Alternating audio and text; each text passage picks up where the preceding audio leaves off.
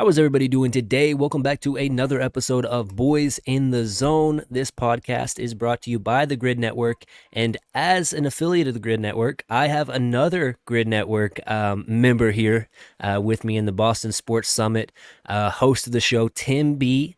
And we're happy to have him on and talk some Patriots, talk some Cowboys, get some outside opinions on the Cowboys, on Dak Prescott and with his future with the team, and then run through a little mock draft scenario as well. It should be a fun show. But with that being said, I will let my guy Tim B shout himself out and his channel. What's up, EJ? I appreciate you having me on. Yeah, I'm part of the Boston Sports Summit, going through everything Boston. It's not just football, not just basketball. We got it all. Celtics, Pats, Red Sox, Bruins. It's a fun time, passionate about all Boston sports. So, I mean, trust me, I'm bringing the fire, bringing the heat. I'm not one of these homers who loves everything my team does. So it's a fun time, but appreciate you having me on, man. Absolutely, man. It's not a whole lot where I get the opportunity to get somebody on the show that's a fan of a different team. So to have you on it really is an honor to kind of get that outside perspective, because it's good to get that. You know, you don't want a lot of yes men in the room and echoes, kind of what you're saying all the time. You want to hear outside opinions. So very interested on what you have to say about my team, but we're not going to start there just yet. We're going to talk about these new NFL rules, and specifically the kickoff rule and the hip drop ban of that specific tackle moving forward. So let's start with the hip drop tackle, and I'll let you take it here with your opinions on the rule change. Yeah, so with the rule change, all these rule changes, including the kickoff, kind of drive me up a wall, because I feel the NFL has been overcompensating for the terrible concussion protocols that when concussion became a thing, from the doctor in Pittsburgh to, where they stand now, everything's just been this downhill slope. And this hip drop is a part of it, because yes, Mark Andrews did get severely injured off it.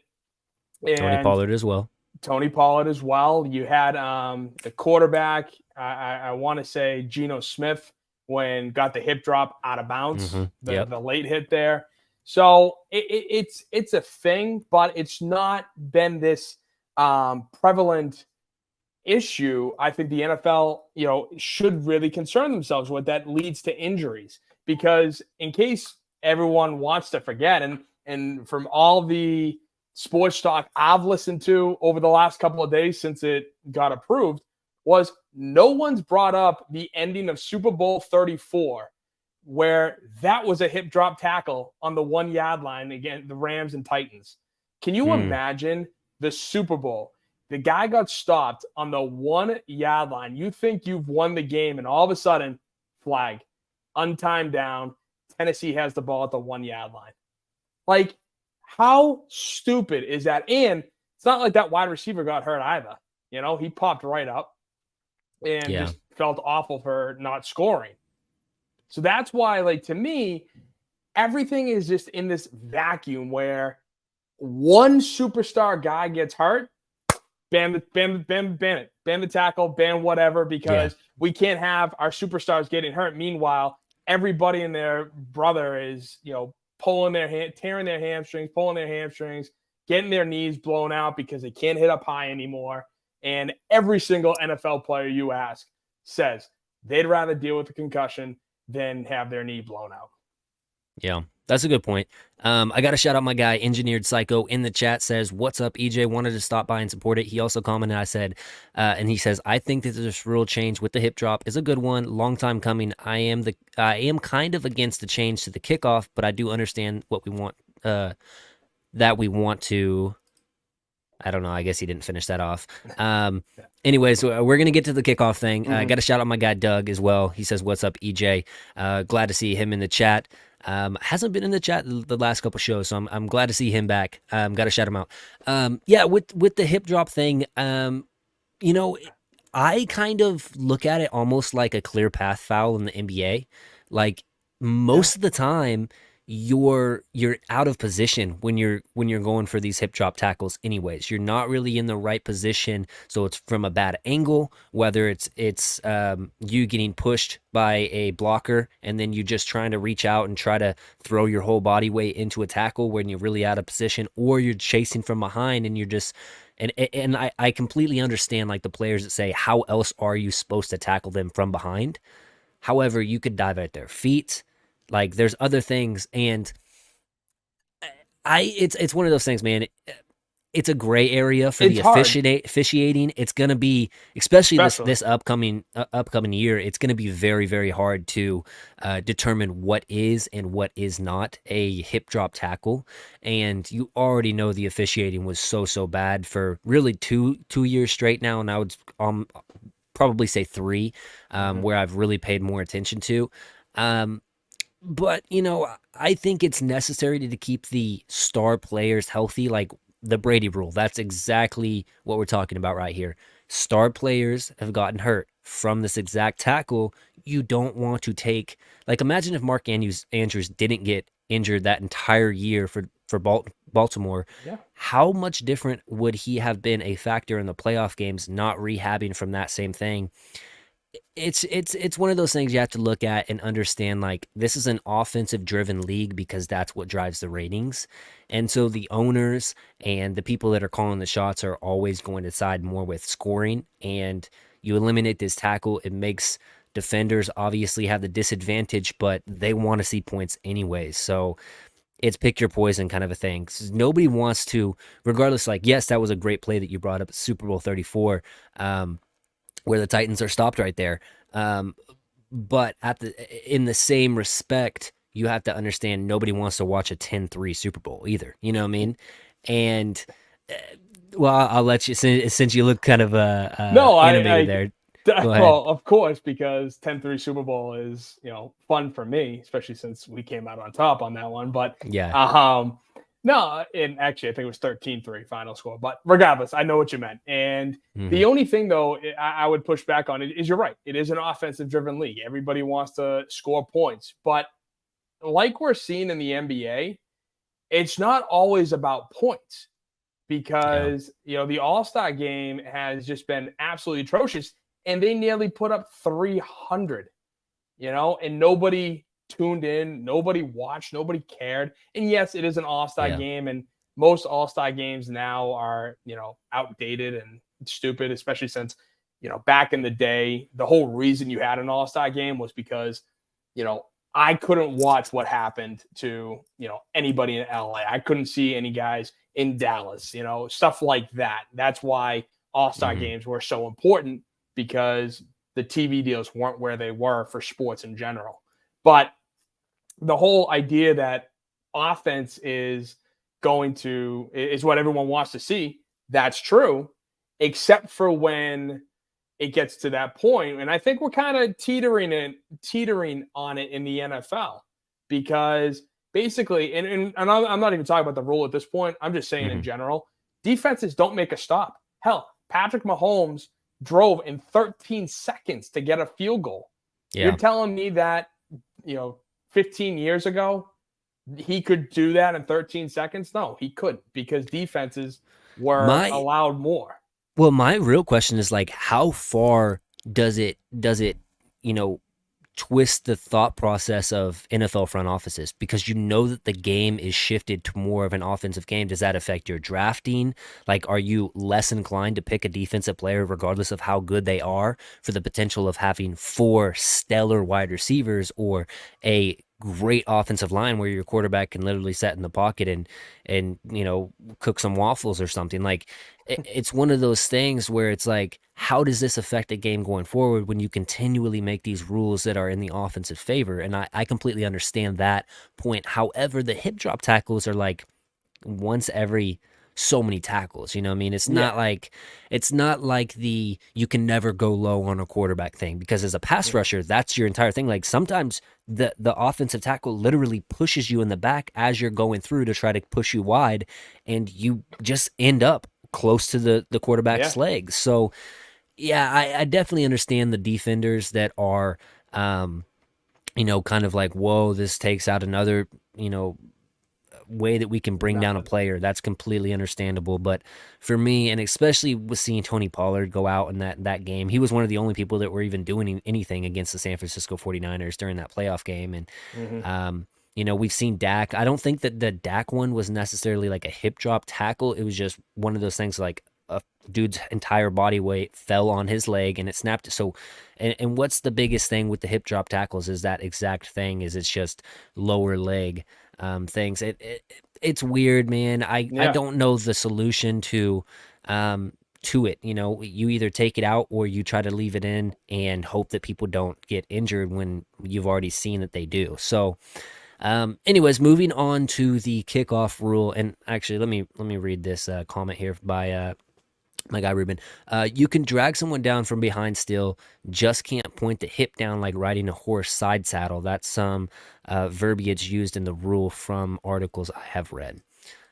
So yeah, I don't know. It's offensive oriented, like we said. Yeah. So, anyways, the kickoff rule, which was adopted by the formerly known XFL, now it's the UFL, where basically the blocking units of both teams line 5 yards apart. None of them can move until one of the receiving players back there receiving the kick gets the ball, basically. So it's less, you know, force coming full speed at each other and then trying to block. It's 5 yards apart. You're initiating those blocks. I think that it really brings back the excitement in the kickoffs because, like, you think about the Cowboys, like, that was one of the reasons why we brought in Kafante Turpin from the XFL was because he was good at that exact play. And so it really boosts his role in this team. Like he makes him way more valuable versus the last 2 years we've had him on the team. Kickers are just gonna kick that thing out of the back of the end zone. You never really watch the kickoffs anymore. So this is gonna bring back some excitement. I will say for like the people that are reluctant on this play, it's only an adoption for 1 year, and then they're gonna come back to the table next year and try to check some things out. What were your thoughts on this kickoff rule and changes there? Well, again, kind of, I guess sounding like the old man in the room. I hated the kickoff changes period because again, it was all just a how often, like how many times did they kick off in a game? I think no more than 10 to 15 times per game. And yet they were at, way back when this was all going Mm-hmm. on, like they were blaming kickoffs for the concussions and for all the head injuries. And then, of course, you have, I think, Eric LeGrand with Rutgers and spinal cord injuries, Mm-hmm. which, again, out of all the kickoffs in NFL history and college history, you have a handful of guys who went down with spinal cord injuries and Career that enders, yeah. career enders that were freak accidents. Like I'm not trying to decrease what happened to them, minimize their situation because it's awful. It's Mm-hmm. terrible. I think we can all agree on that.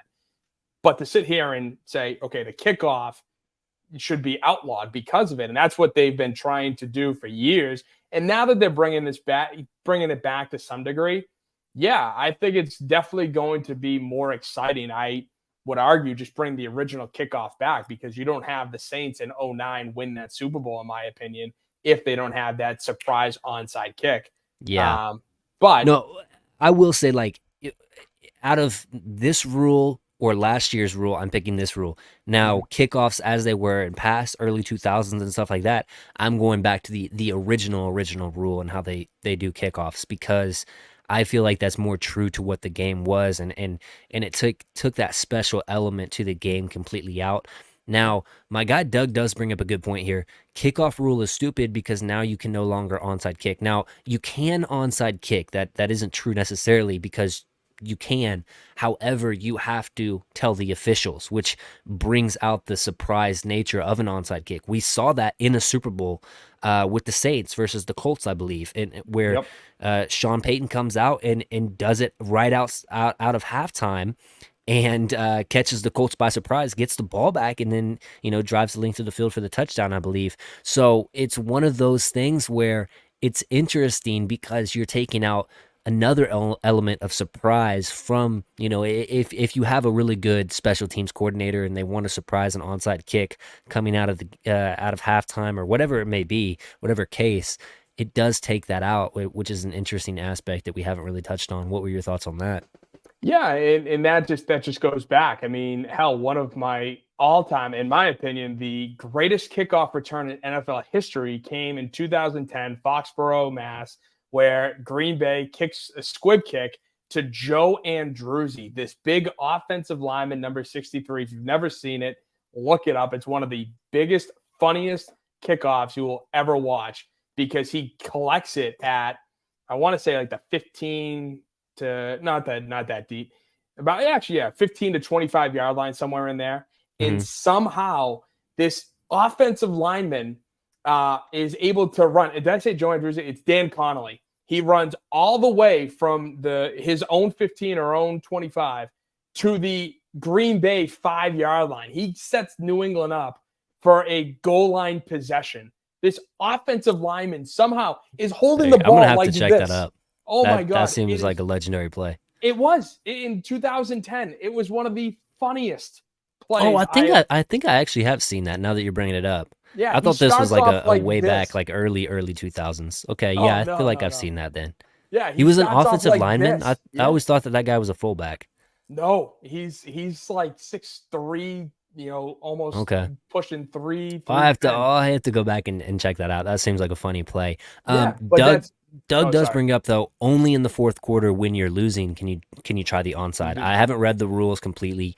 But if that's true, yeah, that just takes out the Yeah, excitement of it, man.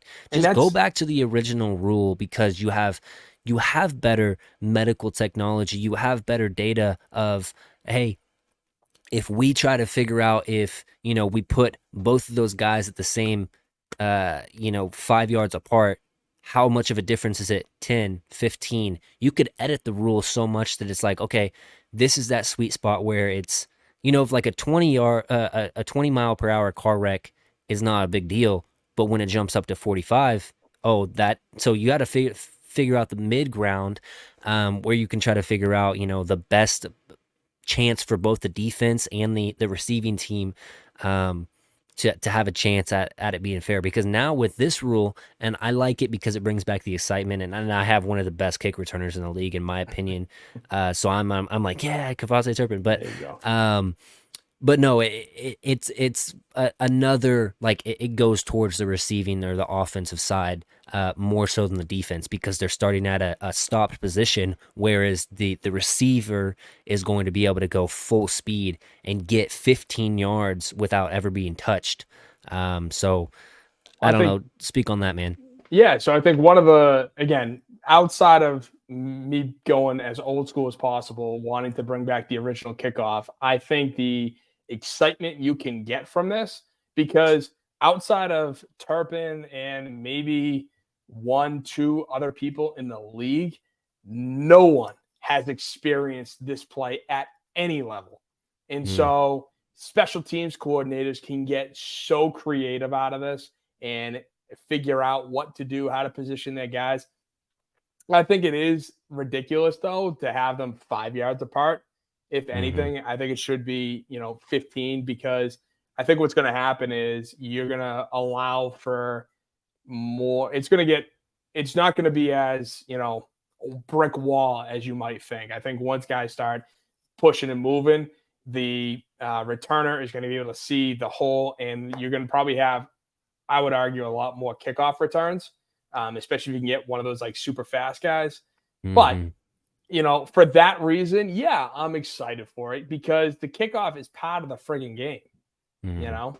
Yeah, yeah. So, You don't want to have that excitement taken out of it where you're going to get water during a kickoff, like, just because the kickers are going to hit it out of the back of the end zone. I will speak to this, like, the kickers have a harder job now, so with this new kickoff rule, because you have to place it inside of the field and or kick it completely out of bounds, through the back of the end zone. However, that pushed the offense up to the 30-yard line starting out.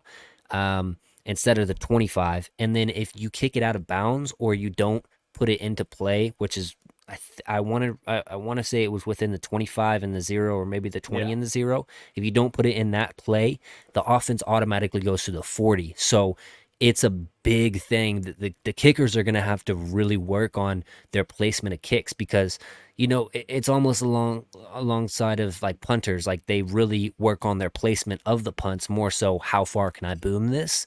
It's going to be the same for the kickers. They're going to have to really work on the placements, but still keep it in bounds, which is a big thing to look for. Like, if you have a good kicker, maybe they might be a great field goal kicker, but if they can't place the kickoff, what's your steps moving forward with that? Or do you give that to your punter? Like, who knows? Like, that's a whole nother discussion that we have to think about going into the season. And I will say, like I said, this is only a 1 year for sure thing, but Mm-hmm. I'm excited to see it, man. 100%. Yeah. I mean, there's so much to think about, like you just brought up from the kicker's perspective. I mean, I feel like back in the day, 20 years ago, there were so many punters who were doing the kickoffs rather than Yeah. the Yep. kickers. And I mean, Pat McAfee, I think, was one of them. He would always Yep. be the kickoff guy for the With Adam Colts. Vinatieri. Yep. Yeah. So, I mean, it's definitely, as much as I would love to just bring back the original kickoff, I think this is going to be exciting. I think it's going to be fun. And it's gonna piss me off. I know it, when you're gonna have a controversial ending because the guy didn't get it right and the offense has it at the 40 and then they go and score a touchdown. It's like, what are we Yeah. doing? So I think it's exciting. It's gonna be fun, but I know for a fact there are gonna be games and situations that's gonna piss everybody off. Yeah. No, I'm excited to see it because I like chaos, and this is like controlled chaos. So, Yep. and because like I said, Kevontae Turpin's value just goes up so much better. But it's going to be Sure. interesting. Like, do teams go and look for XFL, or I guess UFL players now to bring onto their roster because of their knowledge and or understanding of how this new kickoff goes? Or do they stick with just, hey, let's find the fastest guy we can back here? Or do we see more players that are highly touted wide receivers, like a Tyreek Hill back there, because of that shiftiness and open field vision, and knowing that he's not going to instantly get blown up because of how far aligned the defending team is versus the receiving team. So really interesting. But I want to jump into the discussion of your thoughts on what the Patriots are specifically doing at number 3 in this draft. It's pretty well known that it looks like the Chicago Bears are going Caleb Williams. Looks like the Commanders are going to go with one of those other quarterbacks up there. But the real slot that a lot of people are looking at, hey, can the Vikings jump in here at 3? Can one of these other teams that are QB needy jump in there at 3? What are your thoughts? And ultimately, like, what would you prefer as a Patriots fan, and what do you think is going to happen? So I'm not one of these Patriots fans that is dead set. We take a quarterback at 3 type of guy. If you told me that the guy that we take at 3 will turn out to be a franchise quarterback, and I'm not saying Tom Brady, obviously, but a franchise guy, then Adequate starter. We'll say that. yeah, above average starter, then yes, I will be like 100%. I will take it. There's a lot of chatter going around right now, and Gerard Mayo has not helped his case as a new head coach, because when he's speaking to the media, he is absolutely 100% out of his element. He has no frigging clue what he's doing, because he starts off his first press conference saying, we have all this money, we're going to burn some cash. And then all of a sudden, nothing, crickets. We almost had Calvin Ridley, but apparently his girlfriend, fiance, wife, whatever, wants to stay in the South. And I don't blame her, because Massachusetts, didn't Calvin Ridley get robbed at one point or something like that? His house get broken into. I I'm don't not know. sure. If his house got broken into, then I can totally see it, because he probably has a firearm, and Massachusetts is ultra strict on firearms. So that's a thing to talk about on top of the taxes. But if That's it were weird, me, man. Because oh you yeah, think like Boston Tea Party, they're against the. No, I'm just kidding. yeah. Go ahead. No, you're good. I mean, I could go all day with that. The friggin' Kennedys screwed up Massachusetts for a lifetime. But Mm. the thing that I look at is, and then in kind of fast forward to now, Gerard Mayo said, oh man, what was it off the top of my head? He talked about how at the coaches' breakfast on Monday, he goes on to say that the most picks, is the best way to build a champion. And I couldn't believe that because I think it's the Cleveland Browns who have had the most picks in the last 5 years with I think 50, 60 something. Yeah. And or 72, I think that's it. 72. And look at how Cleveland is. Do you think that they are a championship contender? No. Like, they're a good team, but I would be shocked to see them in the AFC Championship, let alone in a Super Bowl. And that's where you have to hit on the picks in order for it to go well.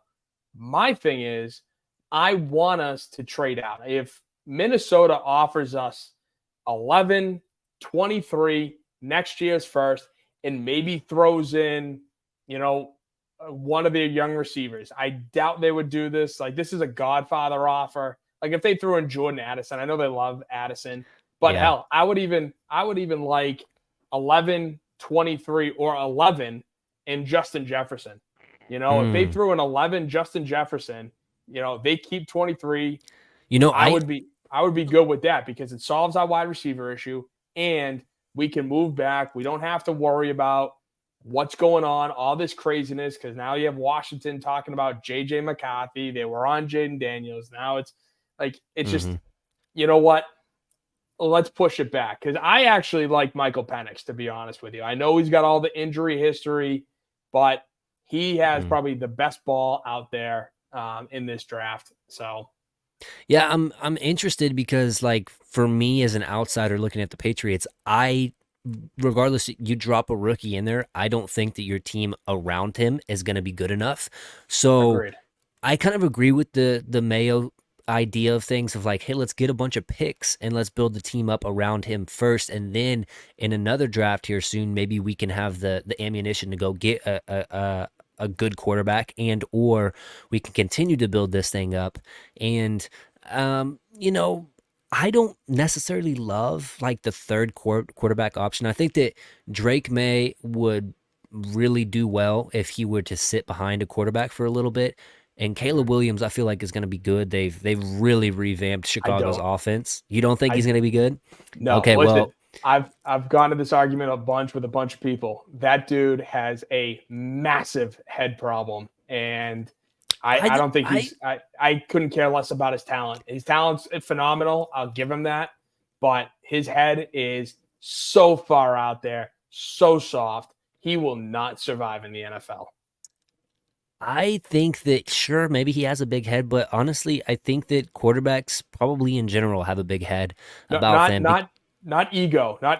No, the whole. I don't know. Like, you're telling me Patrick Mahomes doesn't have an ego? Like, he's definitely talking crap to defensive line. Like, you cannot stop me, dude. Like, I know there's quarterbacks now. There's the good mix of belief in yourself, and then there's like the dickhead mentality of like, no, I'm better than you without a doubt. Doesn't matter if I prove it or not. I'm better than you, kind of a thing.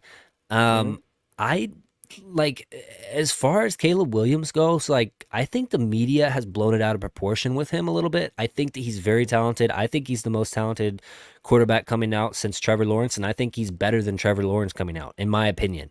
Now, with that being said, I don't think that Trevor Lawrence had the diva mentality that you're kind of alluding to, which makes him a little bit easier to be like, yeah, he's going to be our franchise guy. He's, you're going to hang on to him a little bit more. But I really think that Caleb Williams is going to be good. And maybe I'm wrong, but he might be. He 100% might be. He has all the talent, man. He really does. And it's not so much the ego, because I get it. Quarterbacks, receivers, cornerbacks, those are like the top positions you have to have an ego for. You have to have that ego.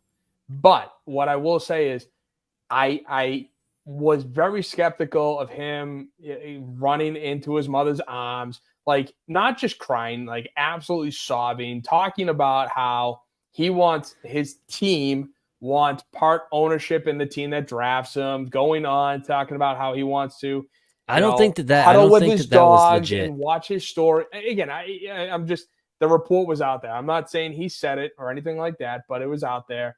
This is what he said though: the curl up with his dogs and watch his stories, and then the whole USC team during their whatchamacallit bowl game, chanting "We a team now" after they dominated whoever the hell they played.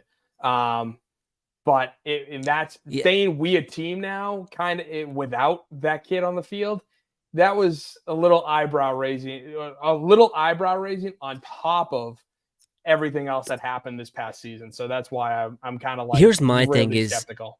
I really have no idea how to read this entire situation with NIL added into it, because you're guaranteed to be a little bit envious of a player that's making millions of dollars in college when you're barely, you're going to the cafeteria every day and he's in a Bugatti. Like, you're going to be a little bit envious of that. Now, does that make you work harder, or does that make you hate a guy that's your teammate? Like, that's for your decision. That's for your own heart to discover it and find out as a player, as a teammate to somebody. Now, what I will say is that, and Engineer Cycle has a good point. Like, we talking big head of like Kyler Murray or Burrows, because there's the two different things, Absolutely. And I don't really know where to go with the Caleb Williams talk of him as a person, because like I said, I'm not in the interview room. I don't get to do that stuff. I watch the film.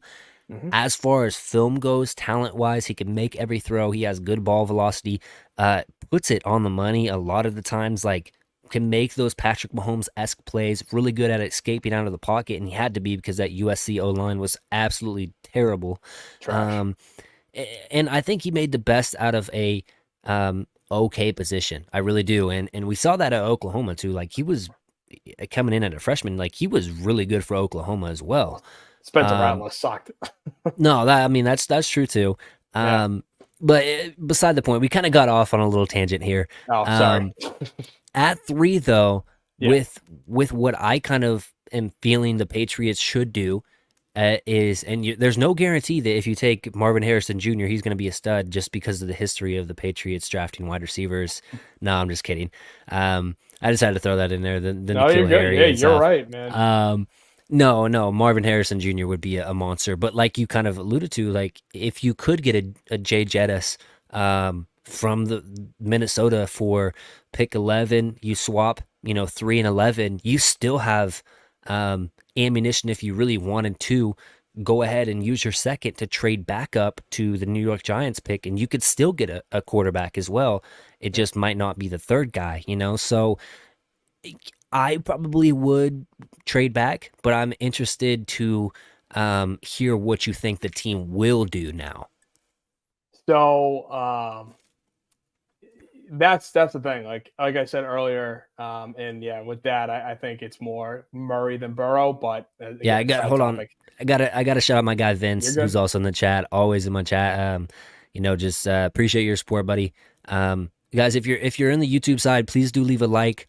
And also, I forgot to link his channel, but I'm going to link his channel, so please do check out Boston Sports Summit. At least follow him on Twitter, just help him grow for sure. But go ahead with your point, Tim. No, appreciate it. I appreciate that, EJ. But no, with what's going on, Gerard Mayo, I think, really wanted to talk about just kind of the wanting to trade out, wanting to get that Godfather deal, accumulate all the picks that he possibly can. And it's not wrong to want that. I agree that a lot of picks, you just have to hit on it.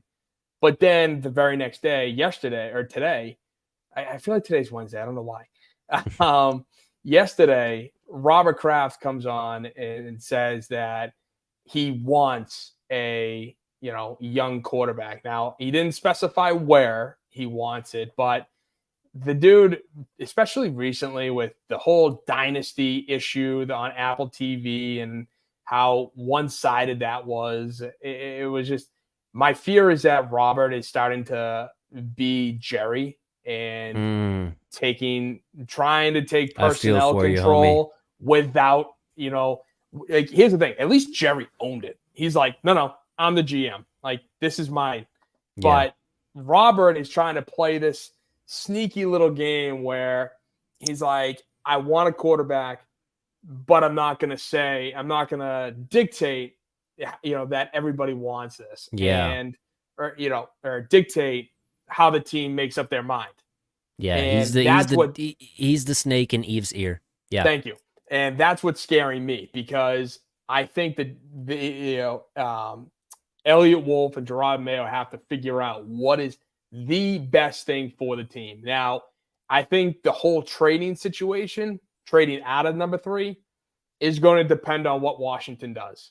So with the new report, if Washington takes JJ, because that seems to be a big thing right now. Drake would be a fun pick, and he could sit behind Brissett too. Because I kind of like Brissett a little bit. Like, he can be a bridge quarterback. You give him the chance. Maybe he does have a Geno Smith kind of an arc. True, but I feel like we know what Brissett is, and I feel like they brought him in for the sole purpose of handing it off to the young guy at some point this upcoming season, which kind of bothers me because if you're going to do that, you need O-line, you need receiver help, you need all these things that we don't have. And so I think at the end of the day, they're going to take a quarterback at 3. And, I'm not mad about it, but I'm also going to look at it and be, well, you have to ace everything else. You can't, get this quarterback and fail at 34, round 4, round 5, 6, 7, and tell me that, this guy is going to succeed when you didn't get a good wide receiver at 34 or a good O lineman at 34. You didn't move up. You didn't try, you know what I'm saying? So I think at the end of the day, a young quarterback that's going to play this season behind this team that went 4 and what's the record? 13. Something bad. They didn't get better by re-signing their guys. That's basically what they did. And bringing Jacoby Brissett in. My guy, Engineered Psycho, says Pat's going to offer the Chargers the 3rd pick for Herbert. Harbaugh wants McCarthy anyways. I don't know what people are seeing this. Yeah, I think that Harbaugh, the Chargers front office would be like no to Harbaugh if he tried that. But that would be kind of funny, honestly. I think that Cowboys Nation has soured a little bit on Dak Prescott. Is he a quarterback that you feel is good? Would you ever be willing to risk it all and say, hey, let's trade for Dak Prescott? Not to say that it has to be for the 3rd overall pick or anything. I'm just saying, would you feel okay with Dak? Where are you at with Dak? And what do you think of him as a quarterback? And ultimately, if he leaves the Cowboys next year in free agency or whatever, would you like the Patriots, depending on what they do in the draft, to go after him?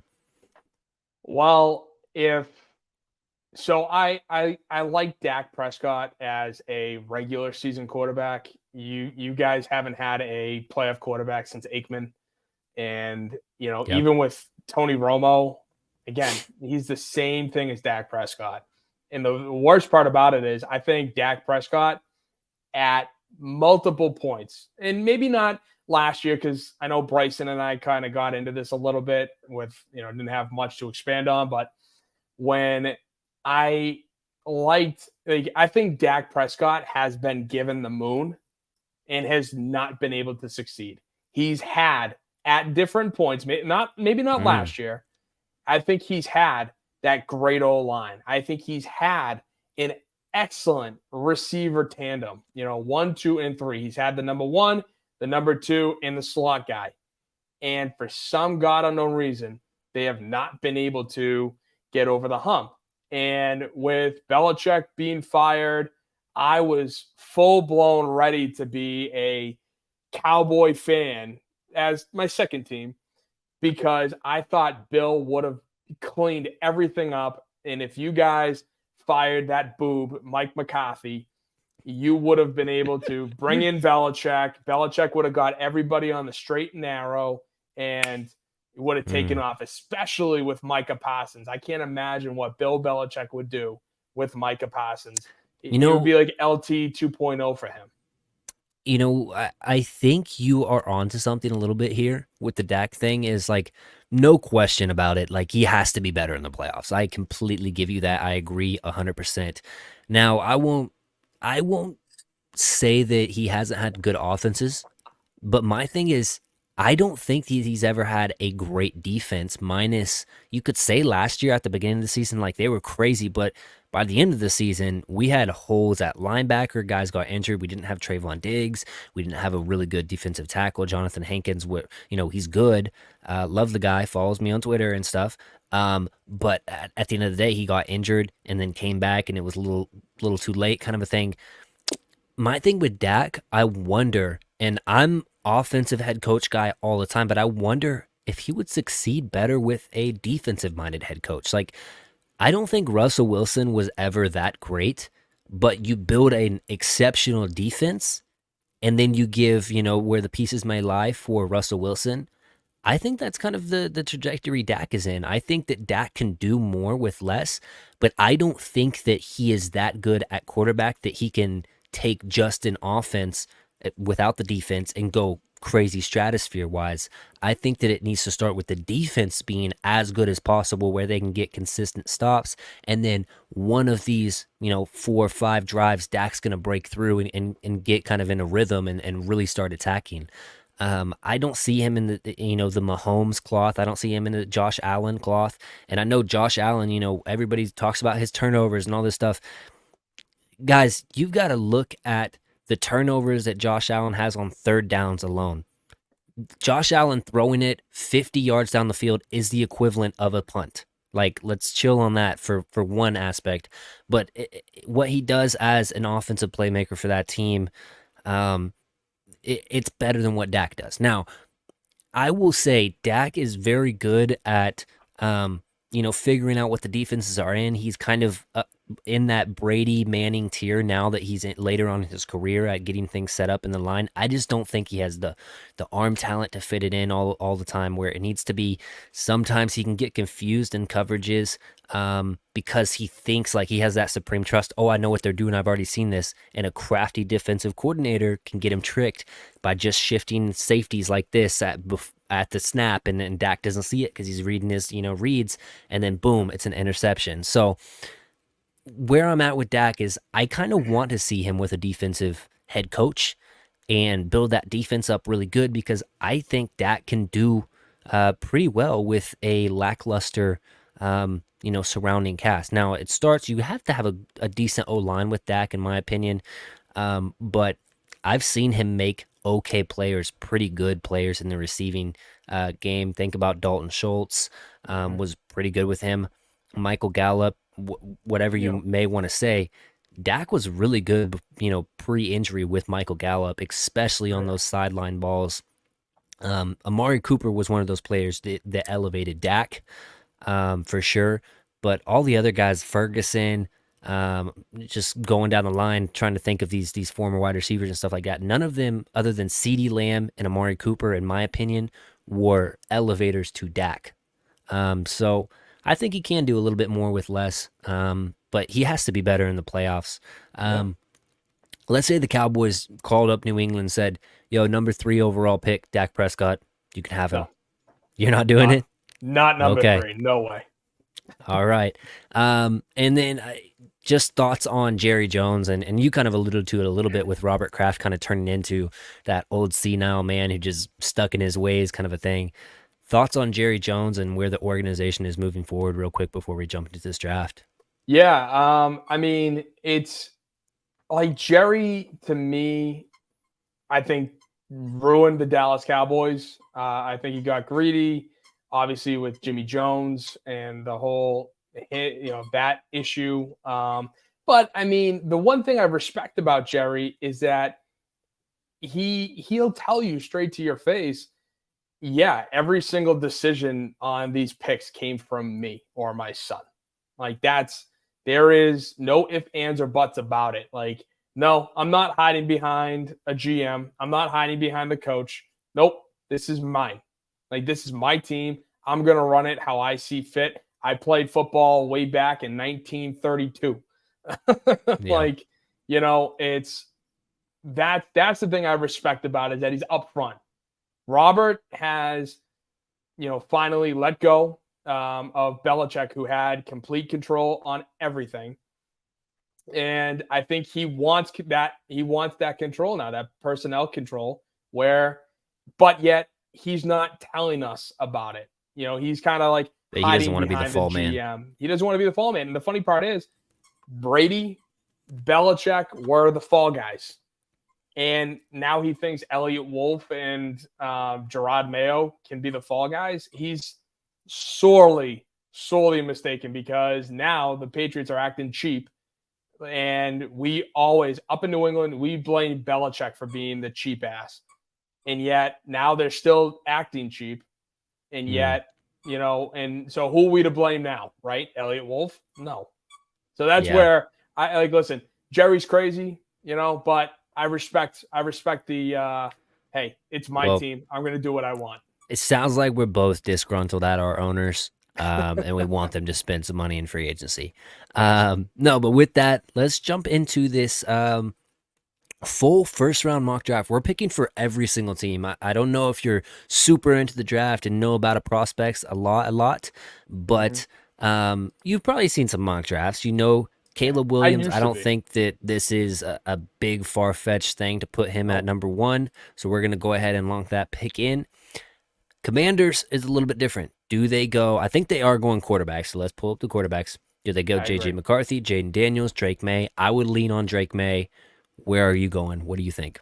I would think Drake May too, but I think that if they're really, going quarterback, I think right now is lying season for the NFL. So the fact that they were in Drake May originally, Jaden Daniels, now J.J. McCarthy, I think they're going to play it safe. I think they're going to go with the Heisman and Jaden Daniels. That would be my move. Ooh, okay. So we've got a decision to make. I'm going to pull some rank here. I'm going to say I'm picking for sure for the evens, which gives you the Patriots pick at 3, which I think would fall in line with what you think, because the Cowboys pick at 24 anyways, so they'll be an even for me, and I'll let you kind of control the odds, which would be fun, kind of an exercise. Yeah. So I'm going to go Drake May, and this leaves the decision for you at number 3. What do you want to do? Marvin Harrison Jr., do you want to try to figure out a trade with the Minnesota Vikings? What do you want to do, good sir? Yeah, let's check out the trade just for a quick second there. Let's see who's interested. Right. The Chargers. Minnesota Vikings. 11 and 23 for 3. Hold on. No, let's do 11-23. Let's throw in round 1 next year. Oh man, okay. Oh, actually, no. Hold on. Let's try this. Let's really get crazy. Let's do 11. You can get N'Keal Harry back from them. I would have cleaned up on that wide receiver class. Fun fact: me and a buddy of mine made a entire draft board for the 2019 draft class. So I was pissed when we got N'Keal Harry. But let's do 11. Get rid of 20. They can keep 23. Okay, hold on just one quick. Shouting out my guy Stephen Mack, always supporting, popping in here. Appreciate you, my guy. And we're into the mock draft. We're picking for every single team, so stay tuned because this is a fun time right here. My guy Tim B picking for the odds. I'm gonna go ahead and pick for the evens, so this should be fun. Take off 23 is what he said, correct? And let's see if they will give us get rid of round 1. Let's see if they will give us Justin Jefferson and 11. Ooh, okay, offering this trade. Yep, let's just see. Trade accepted, dude. Wow. All right. Okay, man, you've got Justin Jefferson. Now you're picking for the Minnesota Vikings here at 3. Now I would give them let's Jaden Daniels. Let's give them the Heisman. Jaden Daniels it is. Boom. They won quarterback. Oh, that is fun, man. That really is fun. And now the Cardinals, they have the cream of the crop here for the wide receivers. I think this is an absolute no-brainer. My number 1 player on my board, Marvin Harrison Jr., the wide receiver out of Ohio State, is the pick. Gets paired up with Call of Duty boy himself, Kyler Murray, and it's a match made in heaven. Yes, sir. And here's the Chargers right here. Do you want to go crazy balls to the wall and go ahead and get J.J. McCarthy for Jim? No, I'm just No, kidding. Go ahead. that would be awesome. That would be actually really effing funny, except for the fact that Justin Herbert's trade value or dead cap money, if they traded him, is over $100 million. Yeah. So it would be funny, but no, I'm gonna go Joe Alt, number 5. Ooh, that's a sneaky pick. I don't think that a lot of people pick Joe Alt for the Chargers, but if you know anything about Jim Harbaugh, he definitely wants to build the trenches and run the ball. And Joe Alt is a super solid pick as a pass protector, as a get out and pull as a tackle. Just nasty. My clear number one tackle in this draft. So I like that. Got to shout out my guy Troy Park in the building. What up, my man? Sure. We are doing a full first round mock draft. My guy Tim picking for the odds. I'm picking for the evens, and he's going Joe Alt at number 5. This is fun, man. Now I have Malik Neighbors above Roma Dunze in my wide receiver rankings. However, the New York Giants have so many little tiny wide receivers. I think they almost have to go Roma Dunze in this pick. Now, you could get crazy and say, let's go JJ McCarthy here. Let's replace Daniel Jones. I don't think I love that for a couple reasons, just because, I don't think JJ McCarthy is for sure clear cut better than Daniel Jones. And I think Roma Dunze is one of those players that is like can't miss in this draft. And so for that reason, I'm going with him. He's a true X wide receiver, and he pairs so much better with the New York Giants versus Malik Neighbors. So I'm gonna go with Rome. Yeah, that's a good pick. So right here I'm for the still not Titans. the Titans. They've been cleaning up a lot recently, and that's what kind of even. It's funny reading that they need a wide receiver. I'm not really sure. I'm totally in on that.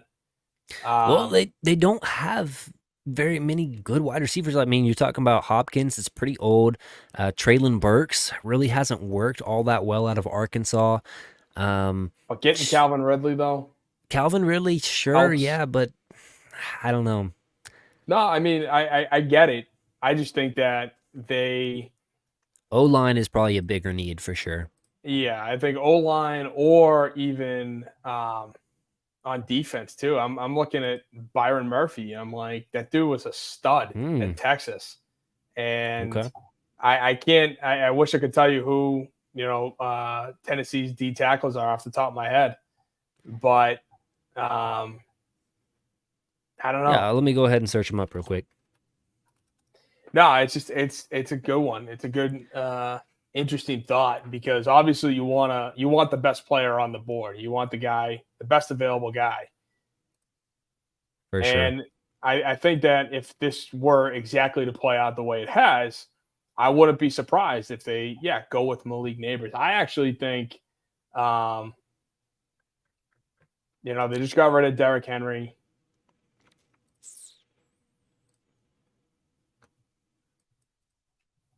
They need cornerback help, is what Engineered Psycho says. Cooper works? Question mark.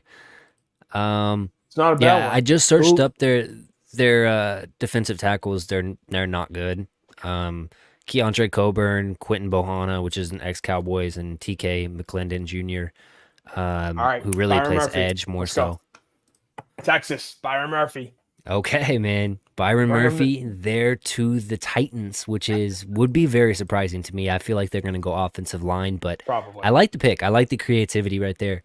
The Falcons at number 8, they picked up Kirk Cousins. They kind of revamped their offense. I think that edge rusher would be a big need for this team. D line as well. I love Jerzon Newton out of Illinois. But ultimately, I think that they might go cornerback. You think about their current cornerback situation. Minus I forgot the kid's name. Who's their really good cornerback there? Oh man, I'm right there with you. For whatever reason, I forgot his name. Number 24, I can see his face. AJ Terrell. That's Um, right. AJ Terrell, like minus AJ Terrell, like do they have good corners opposite? Like I kind of feel like Quinyon Mitchell would be a really good pick for them. I really like that pairing. He can play in zone schemes. He can play in press heavy schemes. I feel like he's a very, very good cornerback, a ball hawking cornerback as well. So I'm gonna pick Toledo corner Quinyon Mitchell for the Falcons, which pair that with AJ Terrell, they could have a pretty solid cornerback duo next year. And now we're here at number 9 with the Chicago Bears. Do they want to pair up a wide receiver? Even though they've spent some capital on going and getting Keenan Allen and DJ Moore. Do they want to get the best tight end in the draft with Brock Bowers? Do they want to, get an offensive lineman and continue to build that, or do they go defensive lineman and pair him with former Commanders defensive tackle or edge, should I say? Yeah. There and just revamp their defense. What are you going to go with right here? I think I'm going to go with Brock Bowers. I think that would be that'd be I fun. think that would be a good opportunity because again, like you mentioned, they had DJ Moore. They got who's still 27, 28. Like he's young. Keenan Allen is on the older side, but you have there's so much I think upside with Brock that I think it would be good for them to solidify the tight end position like that. Yeah. Malik Neighbors has dropped. I think that, yeah, sure, you have a really nice wide receiver group with Wilson there at the Jets, and you want to protect Aaron Rodgers, but they went out there, they got Morgan Moses, they've got Tyron Smith there in the building now. So I'm going to just go BPA for the Jets. I'm going to pick Malik Neighbors, and it's going to be a fun little duo there for Aaron Rodgers to throw to. So back Absolutely. up here with your original team right here, buddy. New England Patriots at number 11, and JJ McCarthy's still on the board if you are interested. I'm not though. Like I like JJ. Like I liked what I saw from his pro day, but I'm worried because I think JJ is a guy that needs to sit. I think he can't start until next year, or unless the Patriots are completely out of it. It's week 17, week 18, whatever the, and last game is, then fine. Throw him out there. Just see what you get for next year. But we're in desperate need of left tackle. And so give me the give me so you got the. Talisi I just want to know the Fuaga, you got stats. Troy Fontenot, you got Olu Fashanu, J.C. Latham, Amarius Mims, Graham Barton, Tyler Guyton. Those are probably the guys you're looking at. What's Fuaga? Oh, I just want to know the height, the sizes of Fuaga and Fatano. Fuaga 6'6", 334. More of a run blocking. So these guys are almost opposite, Olu Fashanu and Fuaga. So Fuaga's very, very good in the run department. Still solid in pass pro, don't get me wrong. Olu Fashanu, very good in pass pro. Needs some work in the run department. Troy Fontenot is kind of the middleman between those two. Yeah, and I think for that, I think New England's going to be running the ball a lot more. 319. And what's Fatano there? 6'4", 317. All right, so he's a little smaller, but I think at the end of the day, New England needs to figure out their quarterback position. They're going to be figuring it out for at least another 3 years. So I think they're going to I would take Troy. I think that would probably make the most sense just because the run game is going to be important to the Pats. So give me Troy because they, like I said, the run, the mixture of both. Okay. Yeah, you need that. We're going to go with Troy Fontenot, the tackle out of Washington. The Broncos, which everybody is like, what the heck are the Broncos doing? Are they going to trade up for a quarterback? I really like the fit between Bo Nix and the Sean Payton system. Ooh. Just drop back, rip it, on time, accurate.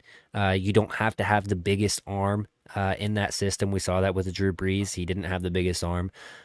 So I really like that fit. I don't love J.J. McCarthy's fit there as much. And so can we see, is there a realm of possibility that Bo Nix does jump J.J. McCarthy, or do the Denver Broncos go a different route? They need wide receiver help. They did They need trade a Jerry lot of help. Jeudy. They need the center, the edge, the cornerback help. They've got a pretty good corner there as well, though. Um, but yeah, it would probably be kind of fun to pair up two Alabama cornerbacks and Terrion Arnold and Hmm. excuse me, and their cornerback there. I forgot his name too. I'm blanking on Um, names right now. oh my God, Um, his father played in Miami. yeah, his father. Yep. Yeah, Um, I met him when I was a recruiting assistant at UF. Sertan, Pat Sertan. Sertan, Pat Sertan. Yeah, Pat Sertan the second. I don't know why I blanked on that because I loved him. I wanted the Cowboys to draft him a couple years back. But pair up the two Alabama guys. Do you want to go edge rusher and kind of get the revamp of a juiced up edge rusher like Von Miller and Dallas Turner? Um, I I feel like they're gonna go quarterback. I don't know why, so I'm just gonna go ahead and off the rip, I'm gonna go quarterback, and I'm gonna go Bo Nix instead of JJ McCarthy, which sets up I the like it. Raiders for an interesting discussion because they don't really have a great quarterback option in the room, and I know that they signed. Who did they sign? The former Jags quarterback, Minshew, I believe. Um, Yeah, the Colt. He's a Colt. Yeah, so Gardner Minshew was the former play for the Colt. Jags, Colts, a couple other teams, Eagles at one point. Um, so yeah, do they go quarterback with JJ McCarthy falling here? That's interesting. How do you feel about Penix? Like it says they're QB needy team, running back, O line, interior defensive line, linebacker, cornerback. They can basically go wherever they want. Where are you gonna go with this pick? Well, I think with Gardner Minshew, he's going to be their bridge guy, and I don't think they need to worry about quarterback in this draft because I think he's 27, 28 years old. This is the guy. That's the guy I wanted for New England because I didn't. Justin Fields would have been nice, but Jacoby Brissett, I feel like I know what I'm going to get out of him, and it's going to Hmm. be this. Um, what am I trying to say here? Just serviceable He's quarterback play. serviceable. Like he's not going to win us any games. Let's put it that way. Like he's not going to go. That's why I wanted Minshew because he can win you games. Look at what he did in Indianapolis last year. Hmm. So I don't think they're going to stress quarterback right here. And with that, I would probably go with the Penn State O lineman. I just Olufashanu. can't I can't pronounce his name. So Okay, Olufashanu goes to the Raiders and helps that team because they desperately need O line help. I'm not even mm-hmm. going to think about this pick too much. The Saints need quarterback. I don't care what you think about Derek Carr. Get JJ McCarthy in that system, start grooming him, and There I you think go. that it's a good fit, honestly. Colts at There we go. 15. Wide receiver and DB are their big needs, so I'll pull both of those up for you. Well, you didn't need to because I already Oh, have okay. it. Give me Go ahead. give me the white boy. Give me Cooper, baby. Cooper Let's go. DeJean, baby. Cooper, he ain't going far. He ain't going far from Iowa. There we go. I like that. I like the rapid speed on that pick was good. We got guard, center, edge, linebacker, safety. Is the need for Seattle? They spent a first round pick on Jackson Smith and Jigba last year. Paired him with Tyler Lockett and DK Metcalf. So they've got a really good offensive skill weapons and stuff like that. It all depends on protecting Geno Smith.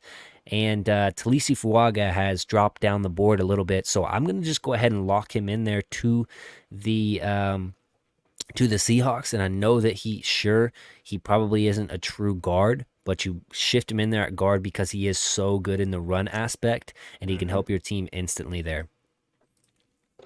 I like that. And for this, I think Jacksonville, they definitely need O line help. Definitely need some help on defense. And I think if we're going to look at the best player available, um, that's hard.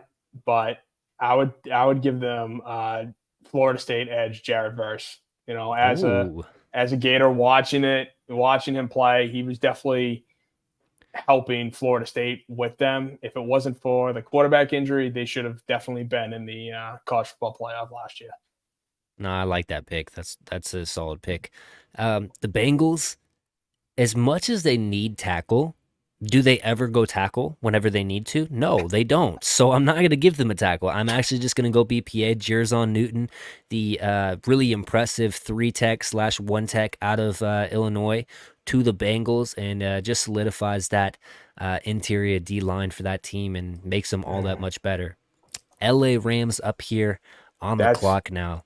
that's tough because if you let him slide to LA after Aaron Donald's retirement, that would have been I would That have was going to be your had pick? that was going to be my pick for Yeah. LA. But with that, again, they need help. They need to build around. I know they need a quarterback, but once again, I don't think they're in a rush with Stafford. So give me Mm-hmm. J.C. Latham out of Bama. Ooh, J.C. Latham, you're snatching my guy right there. Um, that's a solid pick though. Seattle. Why don't I almost say Seattle? The Steelers up here. They've got Justin Fields in the building now. They have let it ride Wilson in there. So I don't ultimately think they're going to go quarterback there. Wide receiver is a bigger need. Trading away Deontay Johnson. They got tackle, center, cornerback needs. They did pick Joey Porter Jr. In the second round, at the top of the second round last year, but I just feel like they could still use that cornerback help.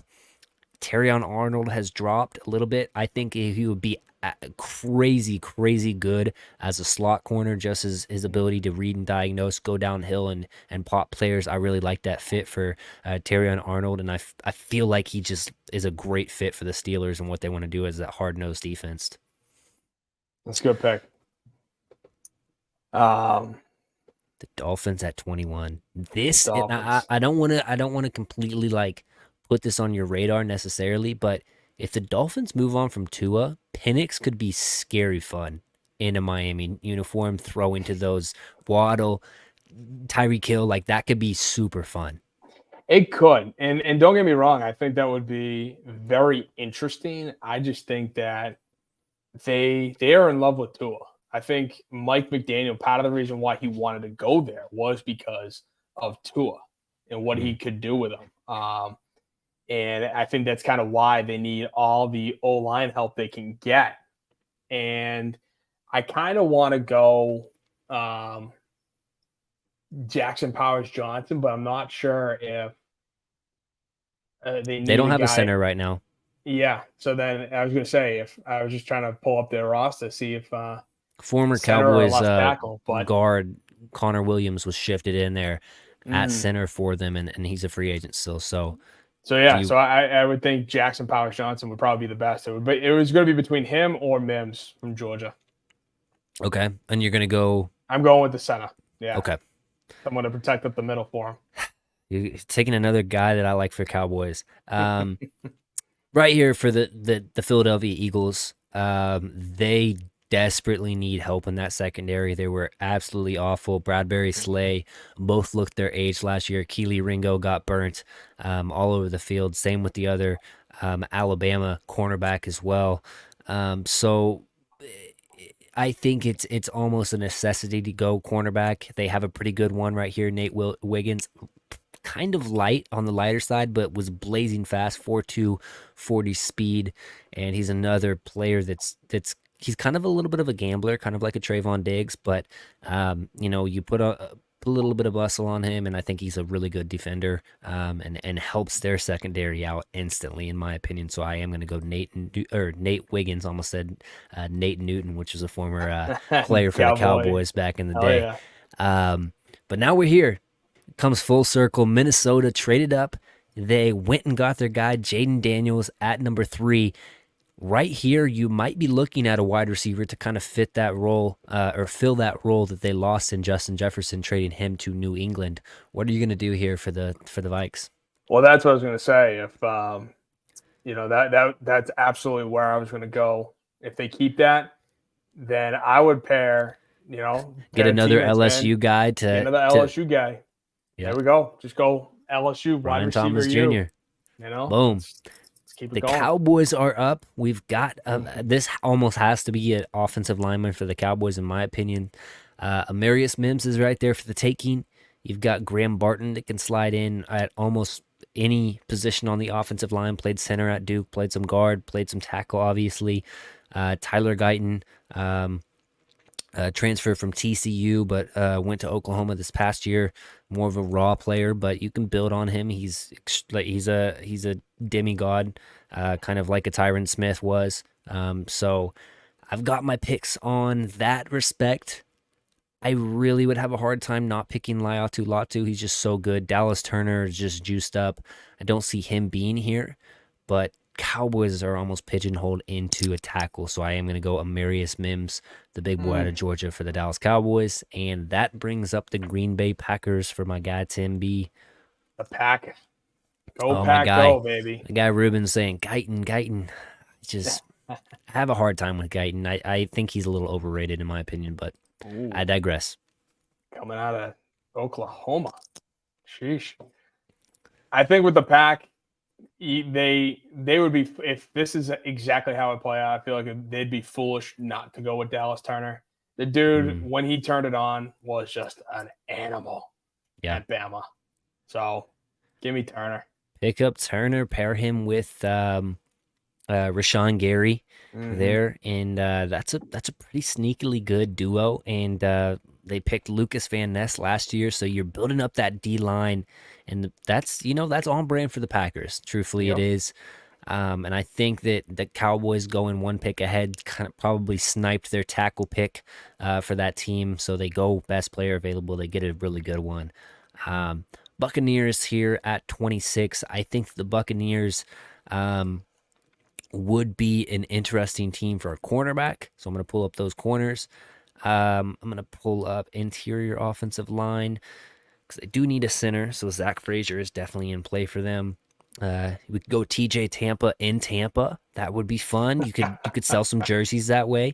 Easily. I think people would get confused though. Why edge rusher. Sorry, what? Oh, I just say I think people would get confused. All of a sudden, you have back shirts that say Tampa on it, and you're like, "Wait, it says Tampa on the front. What are we doing here?" There you go. I'm gonna go Laiatu Latu, just BPA pick. They need an edge rusher. He's super good, and his hand techniques, his counters, just a really crafty edge rusher that has a pass rush plan for that team, and I think it'd be a great fit there, especially with that defensive minded head coach. Figure out how to scheme him up and get him on one-on-one opportunities and just go harass the quarterback. So I'm going to go Laiatu Latu out of UCLA. And now we've got gamer Codboy himself, the Arizona Kyler Murray's up at 27. This is tough. Can I just see that trade for one quick second? Just what that one trade is? Oh, Kansas City Chiefs. Up. Yeah, I don't care. Now I'll draft the player. I just want to see if for some reason they would have New England on there. But, I think that obviously they need O-line help. Hey, you can go. Hey, if you want to try to get New England to come back up and go get a quarterback, Michael Penix Jr. or somebody, we can try to do that. Well, I'm just looking at the draft. I mean, nobody needs a quarterback, so I would feel pretty comfortable staying at 34 for that. Yep. I was wondering if I could move up and get Guyton, but then I would have to give up 34, in which case I don't want to do that because New England needs a quarterback, let's be honest. So with that being the case, let's go. What's the position for Zach Frazier? Center. So he'd fit. Yep. Yeah, I was gonna say let's go West Virginia, Zach Frazier. Okay, I like that pick. We've got the Buffalo Bills, your rival there in New England. I think it's almost. I feel really good about the Cowboys taking an offensive lineman, and I feel really good about the Bills taking a wide receiver. I just think it's some things have soured with Stephon Diggs there, and I think that Gabe Davis leaving.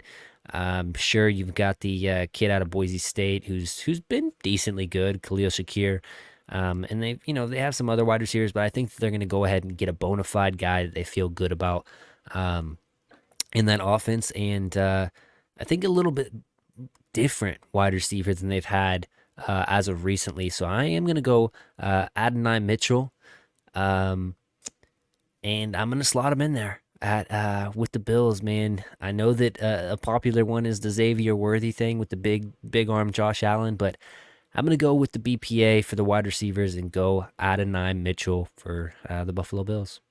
All right, interesting, because I would have gone Peyton Wilson because of all the defensive plays they just let go. Yeah, Um, for sure. I but think. no, that's a great pick regardless. I mean, AD Okay. Mitchell, he's a hell of a guy at Texas for sure. And the Um, Lions right here. They need yeah, guard, center, edge, and cornerback. and judging on, well, seeing as they let uh, my guy CJ Gata Johnson leave, I'm gonna give them Kool-Aid Kool-Aid McKinstry. McKinstry I in like that pick. Alabama. That's a solid pick because, like, you think about Oh corners. no, you Like, picked Lad McConkey. did I really? Yeah, Okay, we'll act like yeah. We'll say that's Kool-Aid. Lad is still on the board. We'll say that. yeah, we'll add it. We'll just keep him on there. I don't think anybody was picking Lad McConkey in these next three picks. So yeah, we'll say it was Kool-Aid McKinstry. I don't know why I just picked Lad McConkey. All good. Um, anyways, the Baltimore Ravens, they're a team that typically goes BPA, and they're really good about doing that. They need offensive line help, in my opinion. So Graham Barton is here.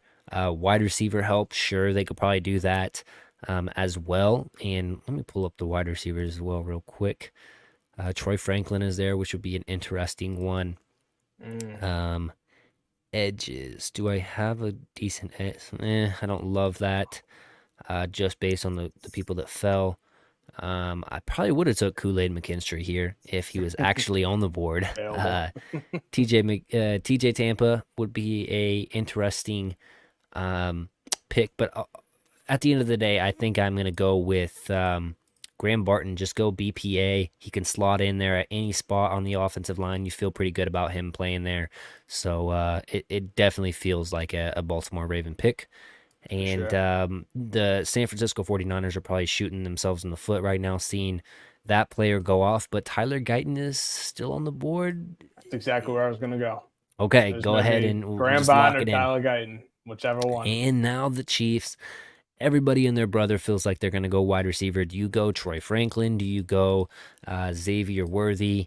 You got to feel good about whatever wide receiver you kind of pair with Patrick Mahomes, to be quite frank about it. Mm-hmm. I think with the new kickoff rule, Xavier Worthy's value even goes up even more. So I'm gonna go ahead and slot that in. Xavier Worthy. It's gonna be a Ooh. weird one for a lot of people, but I think that deep ball could really come with back to that offense. It's kind of missed it since the departure of Tyreek Hill a little bit more. And you know, Mm-hmm. sure, Xavier Worthy has some drop problems, but I don't think it's a you know to the extent of the Chiefs' problems So last doesn't year, especially with Kadarius um, Toney. Kadarius Toney, with Marquez Valdez Scantling, all of those guys there. I think that he's going to be a really good player um, for Mahomes if that's the landing spot. So this is the full first round mock draft, drafting for every team. I like what we did here. I don't think that Yeah. anything is crazy. Of course, some people would say JJ McCarthy going after Bo Nix might be, but I just like the fit there with the Broncos. I think Um, also Justin Jefferson getting traded yeah, out of Minnesota. you gotta feel great about that. Love that. Um, anyways, guys, and I'll pull us back up here. Anyways, guys, if it is your first time tuning into my show, please do leave a like, hit that subscription, hit the notification bell, tune into my show every single Tuesday night. We got a new guest in here chopping it up, talking Cowboys football. I got to shout out my guy Tim for being willing to come on here. A Cowboys show as a Patriots fan, man. Appreciate you coming in here, saving my butt because my other guest had something to do. So save my butt. Got to shout him out with the Boston Sports Summit podcast. If you are a fan of any Red Sox, Bruins, Celtics, New England, I'm probably forgetting some other team. No, that's it. The big four. I don't Okay. touch the Revs. Okay, there you go. So yeah, if you're a fan of any of those other sports teams in Boston, definitely check him out. He's got that Pierce jersey looking crisp up there. I'm a big KU fan, so Pierce was the whole reason why I'm a Celtics fan. So Hey, a cool deal right there. So I gotta show my appreciation for him. Go ahead and shout yourself out, and we'll get out of here, man. Hey, I appreciate you having me on, EJ. It's been fun because, like you said, to get an outsider's perspective on everything that's going on. I don't follow the Cowboys like you do, but I see some things, and hey, to get a different vantage point, I really appreciate you having me on. Whether or not your guest fell through or not, it's always great Absolutely. to jump on to other shows, talk sports, and hey, like he said, Boston Sports Summit. This week it's going to be Thursday night, but after that, it's every single Wednesday, 7 p.m. on the Grid Network. So appreciate you having me on, EJ. It's been a blast. Absolutely. And if you have not heard of the Grid Network, previously we have a whole host of shows, whether it's basketball, whether it's baseball, UFC. We have some guys talk about UFC fights. There's just so much great content to check out. So please do search up the Grid Network. That's GRYD Network. And go look at my stuff will be on the Grid Network page. Tim's stuff is going to be there. There's just a whole host of stuff. We're trying to grow, and it all starts there. And I got to show my appreciation for the Grid Network for letting me on the team, helping me out with stuff, and just getting a good community going. So appreciate them, and I appreciate Tim for jumping on. Without further ado, though, we will catch you next week. Peace out. Yeah.